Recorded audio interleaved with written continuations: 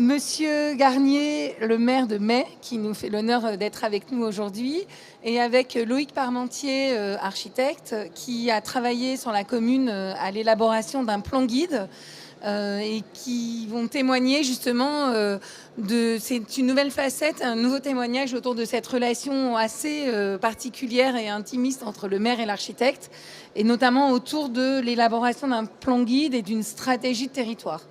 Je vais peut-être vous laisser la parole, monsieur le maire, un petit peu. Pas vous présenter, mais dire vous ce que ça vous a apporté vite fait. Et puis Loïc pourra présenter sa présentation. D'accord, très bien. Eh bien, effectivement, j'ai pu travailler avec monsieur Parmentier, donc architecte, depuis 2017. La rencontre s'est faite autour d'un projet d'aménagement de logements, des logements sociaux, locatifs. Une exigence de la commune très importante, puisque la commune est une commune qui, depuis 2008, c'est-à-dire depuis que j'ai été élu, se préoccupe très fortement de la transition écologique. Donc ça a commencé par la création d'un écoquartier, donc un écoquartier sur la commune de Mai, qui est dans les Monts du Lyonnais, une commune rurale de 864 habitants. Et nous avons décliné cet écoquartier autour de la construction d'une école, avec en vue la construction de logements sociaux. Donc en 2016, j'ai interpellé un bailleur social. Nous avons fait une sorte de concours d'architectes avec une rémunération des 3 architectes qui avaient été retenus pour des auditions. Et c'est les ateliers de Montretier qui ont été retenus. On s'est retrouvé en fait sur la vision que la commune avait sur ces logements, l'installation, la création de ces logements.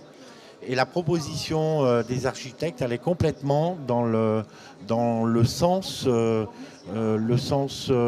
dirais, écologique, d'intégration et surtout de réduction des consommations d'énergie. Ensuite, ces constructions se sont faites. Alors, on a passé la période Covid, c'était un petit peu compliqué. Et ça a duré assez longtemps. Mais c'était un bien pour un mal, puisque nous avons pu avoir des échanges au-delà de ces logements avec M. Parmentier, parcourir la commune. J'ai eu le temps de lui expliquer tous les différents petits projets que j'avais sur la commune, qui étaient des projets qui étaient déconnectés les uns des autres. Il n'y avait pas de cohérence là-dedans. Et en discutant avec M. Parmentier, j'ai pu comprendre la démarche du plan guide, une démarche comment je dirais, une sorte de schéma directeur des futurs aménagements de la commune, avec une vision à 10 ou 15 ans. Et nous avons construit ensemble le parcours du plan guide. Donc le plan guide, on l'a réalisé sur l'année 2019. Et pour moi, c'est une expérience très importante que j'ai pu relater à mes collègues des Monts du Lyonnais, qui ont tout de suite, très vite compris l'intérêt de ce plan guide. Et aujourd'hui, je crois que plusieurs communes des Monts du Lyonnais se sont engagées dans cette démarche. Alors bon, nous, on veut aller beaucoup plus loin. On a travaillé avec M. Parmentier pour commencer à réaliser les actions du plan guide. Et je pense que c'est une aventure importante. La relation élu-architecte est très importante. Je ne la voyais pas comme ça, puisque quand j'ai été élu, c'était plus, je voyais ça comme une sorte de, je vais employer un mot très fort, mais une sorte de petit conflit entre le sachant et le décideur. Mais finalement, j'ai très vite compris en travaillant avec M. Parmentier que c'était pas comme ça, c'était pas cette vision-là qu'il fallait avoir, parce que c'était une vision qui était plutôt sclérosante. Alors que maintenant, la façon de travailler qu'on a ensemble est une façon de travailler qui est très, très ouverte, qui apporte et qui amène à beaucoup de choses. Non, mais c'est Parfait, c'est parfait. Du coup, Loïc. Oui, merci Monsieur Garnier. Effectivement, ce qui est intéressant dans cette aventure, moi j'appelle ça une aventure, et des aventures avec la commune de Mai, on en a d'autres aussi avec d'autres communes, mais ce qui est intéressant, c'est qu'on a commencé en travaillant sur un projet d'architecture et qui nous a conduit petit à petit, lors des échanges, de nombreux échanges, à travailler sur une échelle plus globale et à essayer de penser la commune de Mai dans le temps. Peut-être, je vais essayer d'être rapide, mais je vais essayer de montrer à quoi peut ressembler un plan guide. Par exemple, ça c'est le plan guide de Mai. Donc il est composé de trois documents. Il est composé d'un plan, le plan guide, le schéma directeur qui est sur la partie centrale, qui localise un certain nombre d'interventions dans le temps. Il y a une feuille de route qui est un document qui détaille un certain nombre d'actions qui sont indiquées, répertoriées dans ce document à droite. Et puis surtout, il y a un calendrier aussi. Ce calendrier, il est souple. Ce calendrier, il permet d'imaginer des interventions dans le temps et des interventions qui peuvent se modifier dans le temps et qui sont programmées pour être cohérentes entre elles. L'objectif du plan guide, c'est bien de fabriquer une vision à long terme pour la collectivité et pour pouvoir se projeter sur un certain nombre de projets opérationnels ensuite.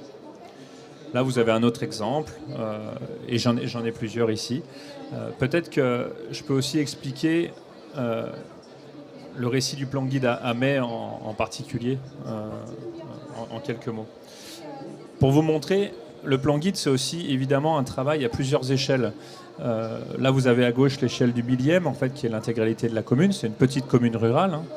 Il y a moins de 1000 habitants à Mai. Et puis après, vous avez un zoom sur une partie du centre-bourg et encore un zoom au 200e sur la place en fait, de ce centre-bourg. Ce qui est important, c'est que rien que sur la place et autour de la place, vous voyez, il y a un grand nombre d'actions à projeter dans le temps. Ces actions, elles ont toutes fait l'objet d'une fiche action qui est beaucoup plus précise et qui dit là, par exemple, que, vous voyez, ça c'est un exemple, hein, il y a la maison Mangini, elle s'appelle comme ça, qui est un bâtiment assez remarquable en plein cœur de bourg, idéalement placé, qui est communal et dans lequel on a proposé de transférer la mairie dans le temps. Alors, je ne sais pas si, monsieur le maire, vous pouvez réagir sur cette action, par exemple, en disant comment vous avez ressenti ce travail de plan guide et comment peut-être vous l'avez compris. Ouais. Alors, je dirais en premier lieu, ce qui m'a surtout intéressé dans la démarche, c'est ce que j'avais vécu comme démarche au niveau de l'écoquartier, c'est-à-dire une gouvernance avec les habitants, avec les représentants des associations. Et ce qui m'a beaucoup plu, c'est le format atelier. On a réalisé un certain nombre d'ateliers, et notamment un atelier sur la difficulté qu'on rencontre aujourd'hui sur la mairie, qui est sur 4 niveaux, qui n'a pas l'accessibilité, qui est très étroite, un accueil du public qui n'est pas digne de ce nom. Et cette proposition de se projeter dans ce bâtiment remarquable du centre-bourg, qui a toute une histoire, hein, je ne vais pas la raconter aujourd'hui, qui est également la cure, l'ancienne cure. Cette idée a finalement beaucoup plu, non seulement aux élus, mais également aux habitants, qui ont tout de suite compris que la centralité du bourg pouvait se déplacer pour s'articuler autour de ce bâtiment, autour d'un centre de vie qui existe déjà. On a un restaurant, bar, on a un certain nombre de choses qui sont autour et pas très loin de cette maison. Donc voilà, je n'en dirai pas plus, mais... Alors, je ne sais pas si tu as d'autres diapos, Loïc, mais ce que je trouvais intéressant quand on a discuté tout à l'heure pour préparer cette table ronde, c'est que vous expliquiez que déjà, vous l'avez dit, vous êtes arrivé dans le plan guide parce que vous avez fait une succession de petits projets ponctuels et que finalement le plan guide vous a aidé à amener le lien entre l'ensemble de ces projets et que ça, c'était une première phase, mais qu'après, dans les outils opérationnels, finalement, le plan guide vous a permis aussi de réinterroger votre PLU et les OAP du PLU. Donc de revenir aussi à un document plus stratégique et d'aménagement et qui, je pense, est partagé aussi avec la commune. Donc on voit bien que c'est cet aller-retour entre d'un côté des choses qui sont très opérationnelles, très centrées sur un bâtiment et stratégiques, et puis une vision beaucoup plus à long terme où on change les OAP du PLU pour l'adapter à la vision stratégique qu'on a mis en place. Peut-être tu peux introduire cette thématique, Loïc. Oui, effectivement, il y a quelque chose de très important, c'est que vous parlez aux élus de choses très opérationnelles, d'une action en elle-même, d'une OAP, etc. Vous arrivez toujours à embarquer tout le monde.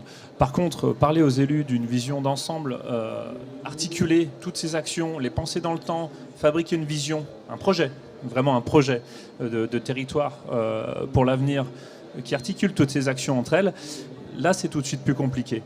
L'objectif du plan guide, c'est bien ça, c'est d'embarquer tout le monde dans cette vision, y compris les habitants, les acteurs du territoire. Parce qu'en fait, un plan guide, il dépasse l'action du mandat, clairement. C'est plusieurs mandats, un plan guide. Et donc ça, c'est très important, parce qu'il faut absolument que ce projet, il soit porté par le plus grand nombre pour qu'il puisse traverser les mandats dans le temps.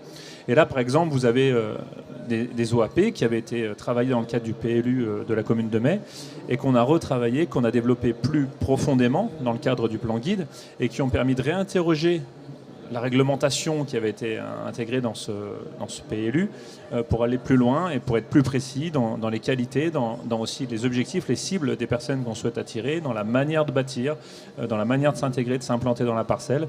En tout cas, beaucoup plus précis que ce qui avait été imaginé jusque-là. Et ce travail, il a été fait avec les élus parce qu'ils ont compris comment ça s'articulait, habiter avec se déplacer, avec aussi consommer sur la commune, avec profiter du cadre paysager. Voilà, tout ça s'est articulé à ce moment-là et on a pu aller plus loin à ce moment-là. Justement sur cette thématique d'articulation. Oui, très importante. C'est ce que je disais au début. Toutes nos actions qui avaient été menées jusqu'à présent répondaient à un besoin par rapport à nos habitants, mais étaient complètement isolées les unes des autres, sans se préoccuper, si on parlait d'aménagement urbain, de construire une salle des fêtes, de construire certaines choses. On ne tenait pas compte des autres bâtiments existants, des déplacements, quels déplacements cela allait engendrer, de quelle sorte, les contraintes également sociales, parce qu'il ne faut pas se leurrer, hein, il y a aussi une composante sociale qui est à prendre en compte. Et le plan guide arrive à répondre à ça. C'est important. Vous parliez de l'adhésion des élus. Je me souviens, c'était pas si évident au départ. Non, mais c'est normal. Voilà, moi, M. Parmentier m'a convaincu. Ensuite, il fallait que je réponde au conseil municipal. Et pour parler d'un plan guide, c'est de la théorie. Enfin, pour moi, ça restait de la théorie et c'était très compliqué d'arriver à convaincre les élus. Et puis, M. Parmentier a su faire l'exercice de leur expliquer, de leur montrer aussi un petit peu. Et finalement, on a eu l'adhésion. Et ça s'est très bien passé. On a eu l'adhésion des habitants aussi. Parce qu'il est important d'avoir ces échanges avec les habitants parce que vous leur imposez rien. En fait, c'est eux qui vont vous dire exactement quels sont leurs besoins. Après, simplement, on dit on peut faire, on ne peut pas faire. Ou, avec l'avantage du plan guide, on va le faire sur telle temporalité et de telle manière. Et on va revoir tout ça. Un plan guide, ça se revoit, je pense, hein, c'est mon avis. Vous me direz si vous êtes d'accord. Régulièrement. Régulièrement, on doit l'actualiser en fonction de ce qui se passe, de l'évolution démographique, d'un certain nombre de choses. Oui, vous avez raison. Effectivement, un plan guide, c'est un outil qui est souple, qui est opérationnel, mais qui est souple et qui doit être actualisé en moyenne tous les 5 ans. Ça dépend de l'activité sur la commune. Parce qu'effectivement, l'urbanisme est soumis aux opportunités, aux blocages. Et il faut s'adapter. Ce qui compte, c'est que la vision soit maintenue dans le temps. Moi, je voudrais revenir sur un point, c'est sur la thématique un maire, un architecte. Moi, ce qui m'intéresse dans ma pratique d'architecte urbaniste dans les monts du Lyonnais, dans le monde rural, c'est que finalement, cette approche, elle se fait un peu naturellement. Elle se fait naturellement, pourquoi ? Parce que quand M. Garnier a une question, il m'appelle, ou il vient me voir, il me la pose, et puis on essaye de la résoudre ensemble. Et en fait, d'une certaine manière, il y a une relation comme ça de confiance qui s'établit sur le long terme.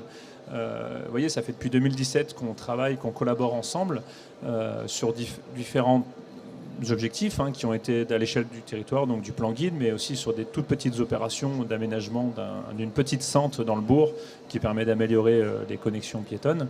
Et ça, moi, je trouve que c'est très important parce que on a une profession de service et pour qu'elle s'établisse de manière la meilleure possible, il faut qu'il y ait peu d'inertie dans nos échanges et que ce soit fluide et continu. Peut-être, moi, j'aimerais aussi vous entendre, Monsieur Garnier, sur cette relation en fait dans le temps. Comment vous l'imaginiez, vous, peut-être, et comment vous la ressentez, vous la percevez aujourd'hui? Au départ, je n'avais pas trop l'idée de travailler dans le temps. Pour moi, il y avait une opération qui avait été faite, qui était en construction.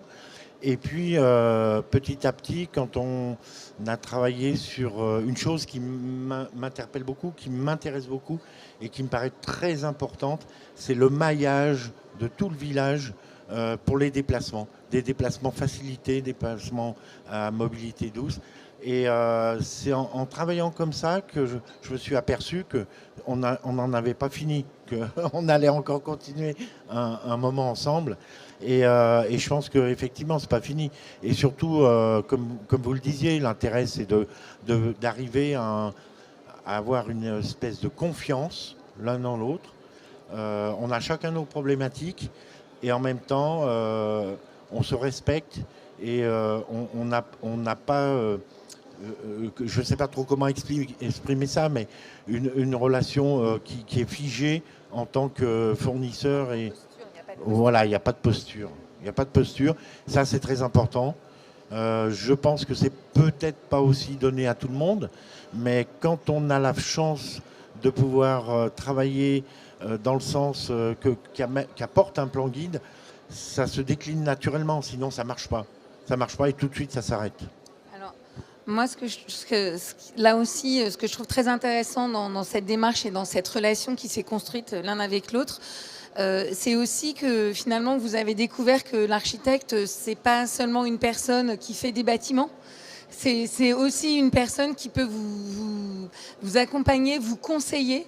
Ce rôle de l'architecte conseil aux côtés du maire qui peut faire la maîtrise d'œuvre, certes, mais aussi ne pas la faire et vous aider à trouver un autre concepteur parce que sur ce sujet-là, c'est plus opportun. C'est aussi ça qui est très intéressant et que le conseil porte en ce moment, cette question de l'architecte est bien sûr un concepteur et bien sûr un maître d'œuvre, mais c'est aussi un conseiller qui peut accompagner les élus dans la durée et aussi un médiateur qui peut les aider à mettre en dessin. Il y a le PLU de Billon que l'agence de Loïc a fait aussi, le PLU imagé. C'est bien aussi de aider dans la médiation, de partager pour le plus grand nombre cet enjeu et ce récit de territoire que vous avez construit un peu en chambre, les élus, le conseil municipal et les concepteurs. Donc ça, je trouve, c'est ça qui est très intéressant aussi. Oui, effectivement, en fait, moi c'est aussi ça qui m'intéresse dans cette pratique, c'est qu'effectivement on n'intervient pas que uniquement sur la maîtrise d'œuvre, sur la construction d'un édifice dans une mission très cadrée et trop étroite. Finalement, ça va beaucoup plus loin que ça. Là, vous avez par exemple sur cette image l'opération de logement en fait, qui a été réalisée. Ça, donc, c'était la première pierre. Vous avez ces deux bâtiments là en haut. Il s'agissait de les accorder en fait, dans un territoire très en pente avec le bourg juste à côté. Et on en a profité pour créer un passage, une sente, un espace public commun dans l'écoquartier qui permet de relier l'école, un passage qui n'existait pas. Et là, on est en train de travailler sur le bâtiment qui est une grange. Voilà, c'est un bâtiment existant qui est à l'entrée de bourg, un ancien garage. Qui était abandonné et que la commune a décidé, et au travers du plan guide, c'était une des actions, de transformer en centre technique municipal. Donc c'est une réhabilitation et extension. Et en fait, il va venir refabriquer un équipement en cœur de bourg, en entrée de bourg. Et donc c'est aussi une manière de retravailler voyez, par la même occasion, la qualité de l'entrée de bourg, de faire réduire la vitesse à cet endroit-là. Et vous voyez que sur le cheminement, on en a profité pour installer un espace qui va être une pergola ouverte avec une très belle vue sur le paysage et qui permettra d'être aussi un lieu où on peut jouer à la pétanque, etc. Et on peut se retrouver en fait, à l'échelle de la commune. Peut-être aussi pour vous montrer cette image, vous avez en fond les logements et vous avez un autre édifice là qui a été construit suite au plan guide et qui est un tout petit appentis. La demande à la base, c'est simplement de pouvoir faire des jardins ensemble, jardins partagés à l'échelle des habitants de la commune. Il y a déjà quelques jardins et en fait on en a profité pour faire un lieu de convivialité, un lieu où on va se retrouver, un lieu où on va aussi boire un verre entre amis. C'est un lieu en fait social. Peut-être c'est intéressant aussi, j'aimerais vous entendre monsieur le maire sur ce projet-là parce que c'est un tout petit projet qui fait suite au plan guide et qui a beaucoup fait parler dans la commune. Oui, alors effectivement, nous avions dans l'idée de faire ce qu'on appelle une cabane de jardin pour remiser les outils de nos habitants parce que nous avons déjà des jardins familiaux, mais dans notre écoquartier, nous avons imaginé des jardins partagés, c'est-à-dire qu'ils soient accessibles à toute la population avec mise à disposition d'outils. Donc voilà, j'ai confié l'imagination de cet abri de jardin et M. Parmentier m'a proposé quelque chose qui reste complètement dans l'esprit des bâtiments qu'on a réalisés pour les logements. Donc on est dans cette continuité d'architecture. Et finalement, nous élus, nous avons été conquis. Et c'est important parce que nos habitants nous ont posé la question, mais qu'est-ce que c'est que ce truc là? Vous êtes en train de construire un machin énorme là, pour faire quoi? Donc il a fallu communiquer, expliquer que ça va être deux fonctions. Enfin, ça en a certainement plusieurs autres. Une fonction sociale pour stocker les outils, pour que les personnes qui veulent s'emparer de ces jardins puissent avoir les moyens. Et puis une fonction aussi sociale, de rencontre. Il y a même des petits bancs qui sont aménagés. Et je vois dans les jardins familiaux qui existent, souvent des gens s'arrêtent pour regarder, travailler les autres. Et ça entame des discussions et ça crée du lien. Autant sur toutes les générations d'ailleurs, c'est des lieux de rencontres intergénérationnelles. Et ça, c'est important. Et je vous remercie, Monsieur Parmentier, de nous avoir fait ces propositions. Alors, je tiens à dire quand même que c'est toujours les élus qui restent décideurs. On est à même de choisir si on veut y aller ou pas.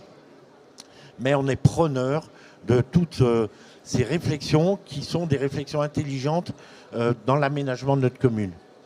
Je voulais juste rajouter, il y a un autre partenaire aussi qui est important à mes yeux, c'est le CAUE. Donc nous, on fait travailler le CAUE du Rhône qui est assez actif et c'est très complémentaire. Le CAUE n'intervient absolument pas, simplement nous aide à la réflexion sur des avant-projets. Voilà. Peut-être tu as terminé ton... Ah ben voilà, la présentation est terminée. Moi, je voudrais vraiment vous remercier tous les deux de nous avoir offert ce moment autour de l'explication de votre plan guide. On voit aussi que l'architecture, c'est du conseil, mais c'est aussi un travail du quotidien, un travail en proximité avec les habitants, avec des petits objets qui peuvent aussi tout changer dans l'usage et la façon dont on vit sa ville. Donc, je vous remercie tous les deux. J'invite tout le monde au cocktail qui va s'ouvrir. Je pense que Christine elle va inaugurer le cocktail. Et puis, je pense que c'est la clôture là, de ces tables rondes pour la journée. Merci à tous les participants et merci à tous.